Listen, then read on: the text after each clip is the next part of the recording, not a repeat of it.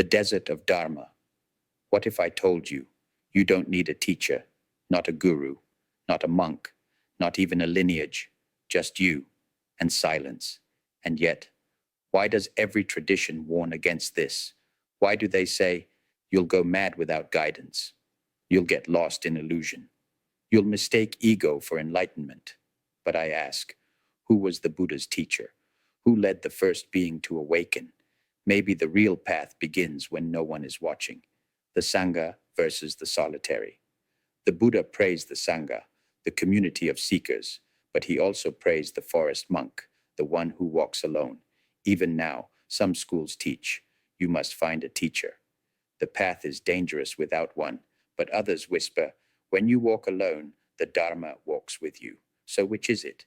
Is tradition a lamp or a leash? Is solitude a risk or the real gate? The modern dilemma. You, watching this, you're not in a monastery, you're not in robes, you're not reciting Pali. You're probably in your room, with headphones, searching for truth in secret, without a master, without a lineage. So here's the real question. Can someone like you awaken without a school, without rituals, without external authority? Can you walk the path with only your breath and the fire in your chest? The danger of the self-teacher. But let's not lie. Walking alone is dangerous. You may confuse desire with wisdom. You may justify delusion as insight. You may build a castle of ego and call it nirvana. History is filled with awakened ones who led others into chaos. When does independence become arrogance? When does freedom become fantasy? The echo chamber of the self is seductive, especially when it sounds like God, the invisible master.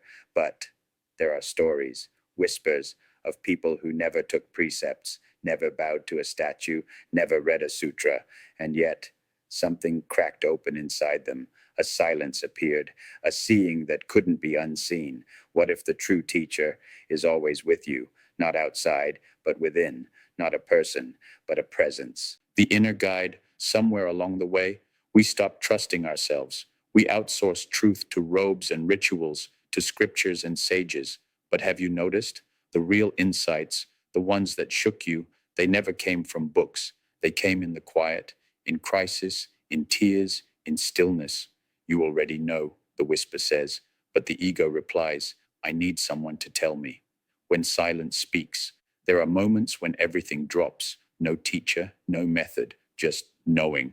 You can't explain it. You didn't earn it. You didn't even seek it, but it's there, a deep clarity, a falling away, a soft explosion of reality. And in that moment, you don't ask if it's real, So was that awakening or just a flash? Without a teacher who confirms it, without a school who names it, the myth of validation.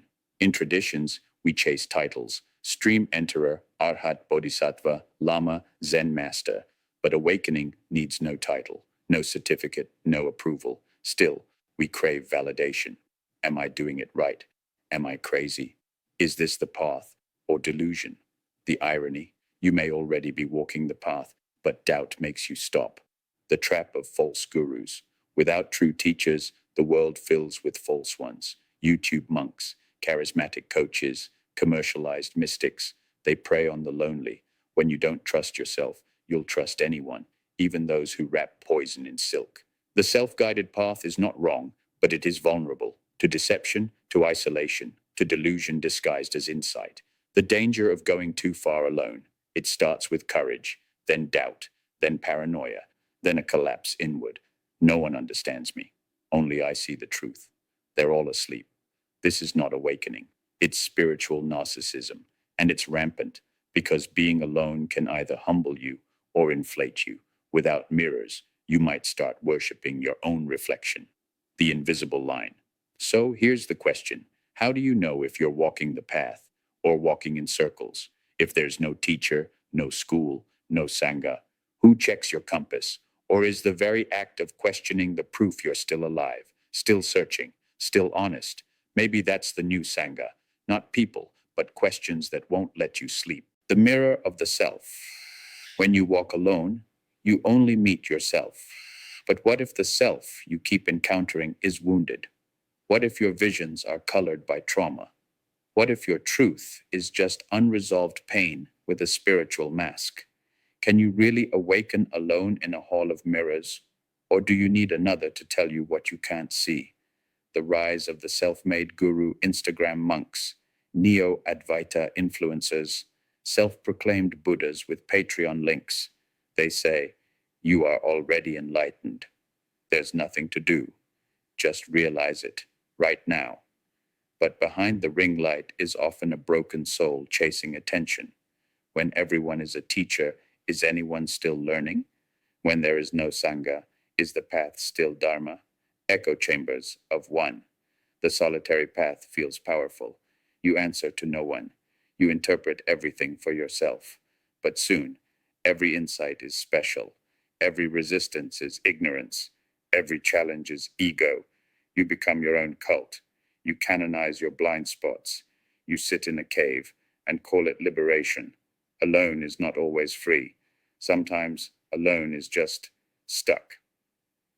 The role of real teachers. Real teachers don't tell you what to think. They challenge what you already believe. They point to your blind spot. They mirror your ego.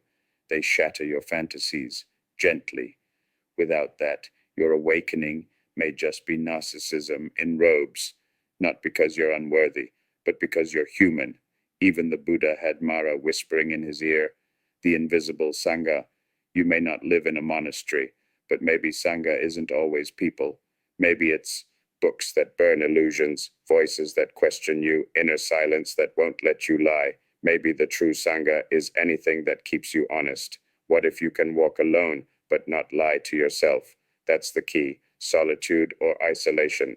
There's a thin line between solitude and isolation. One frees, the other imprisons. So how do you tell the difference? Is the silence you sit in alive or hollow? Is the freedom you feel real or a mask for fear? In the next part, we face the question, can the path survive in a world of total individualism? Enlightenment in the age of the algorithm. You're watching this on a screen, maybe in bed, maybe on a lunch break, maybe in secret, and you wonder, can I really awaken like this? With headphones, a playlist of Dharma talks, and no teacher in sight? Some say yes, some say that's the new path, but is it real or just pixels in place of presence? The illusion of infinite freedom. Modern spirituality says, be your own guru, follow your truth. You don't need anyone. But freedom without friction becomes indulgence. When every teaching is optional, do we ever change? When every belief is curated, do we ever confront ourselves?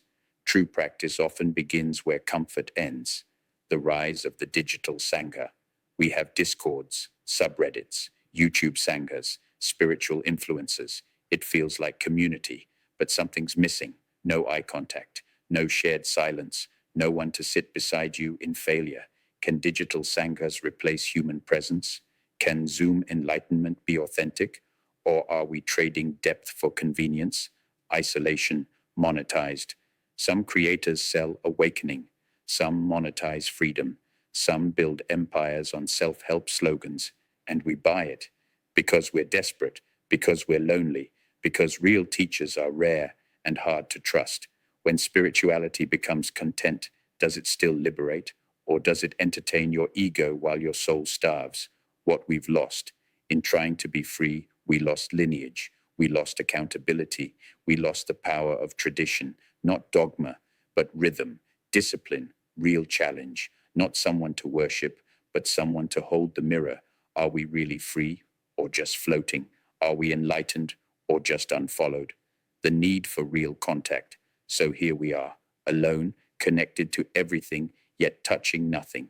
You can walk this path alone, but maybe, just maybe, enlightenment is not a solo trophy. It's what happens between us.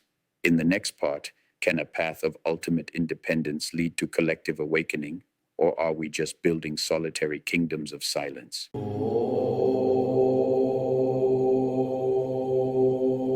Write your questions in the comments. You give me a like and a follow. I'll give you an answer.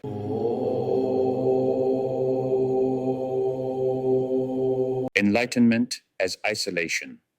Some say enlightenment is enough. No teacher, no student, no path, just I see, I know, I am free. But here's the truth. If your awakening only liberates you, is it even real?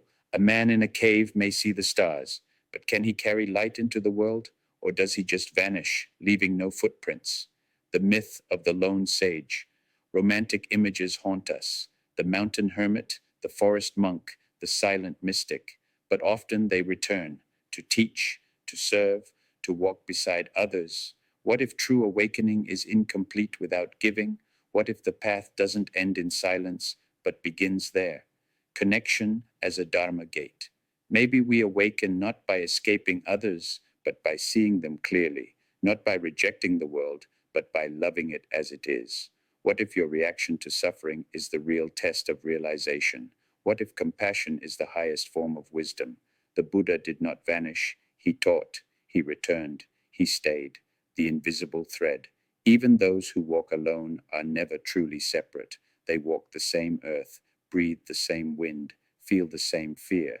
What binds us is not lineage, but humanity. The true Sangha might be every heart that dares to awaken, even without knowing it. Awakening that touches others. If your silence makes you colder, it's not wisdom. If your freedom leaves others behind, it's not liberation. The Buddha smiled, not because he escaped, but because he saw through illusion and loved anyway. That's enlightenment, not a shield, but a bridge, a mirror, not a wall. Enlightenment is not a trophy, not a refuge, not a status. It's a mirror held up to those still suffering. I walked through fire, it says, and you can too. If your awakening makes you unreachable, you may have just built a higher prison. The awakening that gives what if. Enlightenment is the beginning of real responsibility. What if you woke up not to leave others behind, but to help them rise? Then the question is not, can I awaken without a teacher, but rather, can I awaken and still remain human? In the next part, we confront the paradox. Must true freedom include others, or is it only found alone? The bodhisattva paradox. In the Mahayana tradition, there's a vow. I will not enter nirvana until all beings are free, not because they can't, but because they won't. Why? Because awakening isn't escape, it's a return, to carry others, to stay, even when you could leave. The lonely enlightened one. Theravada says, free yourself first. Mahayana replies, you were never separate. Which is it? Is enlightenment a solitary flame in a dark world, or is it the fire that lights others? In isolation, awakening feels clean. In compassion, it gets messy. But maybe that's the point. Must you choose? Do you have to pick? Be alone or belong? Be free or be responsible? What if that's a false choice? What if solitude and service aren't opposites? What if the more awake you are, the more you feel their suffering? And not out of duty, but recognition. The teacher. You become without a school, without a robe, without a temple. You still teach, by presence, by clarity, by how you live. Maybe the teacher you sought was the one you're becoming, not to instruct, but to inspire. The invisible line between ego and devotion. But here's the risk. Helping others can become another ego trap. I'm awakened. I must lead. They need me. I'm further ahead. Again, a mirror. Even in service, we must watch the self. Humility is not optional. It's essential. A path that isn't yours alone. You walked this far alone, but now the path splits. One trail goes up into further solitude. The other turns toward the world, toward noise, toward service. Which one is freedom? Maybe both, maybe neither. The calling to return. So, can you reach enlightenment without a teacher or a school? Maybe yes, but once you do, can you stay silent? Can you stay invisible? Or does awakening itself become the call to return? In the next part, we ask the final question. If you walk alone long enough, do you eventually become the very teacher you were seeking? The last mirror, you walked alone, you doubted, you fell, you rose, you reached what you thought was the end, but there was no gate, no throne, no final mantra, only you. And now others begin to ask you, how did you get here? Can you show me? The reluctant guide. You don't feel ready, you don't feel worthy. You remember your doubts, your anger, your confusion, but maybe that's what makes you ready. You're not above them, You're one of them, but awake enough to help. You don't preach, you share. You don't lead, you reflect. Becoming the path. You no longer quote scriptures. You are the scripture. You no longer repeat teachings. You embody them. Your life becomes the koan, your silence, the sutra. The teacher is no longer someone you find. It's who you become through fire. But here's the paradox. The more awakened you are, the less you feel the need to say. The invisible teacher.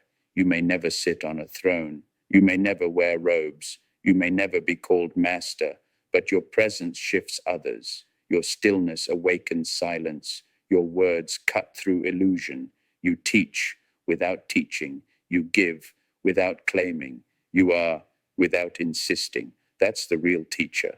When the path circles back then one day, you see a face like yours 10 years ago, and they ask, am I lost?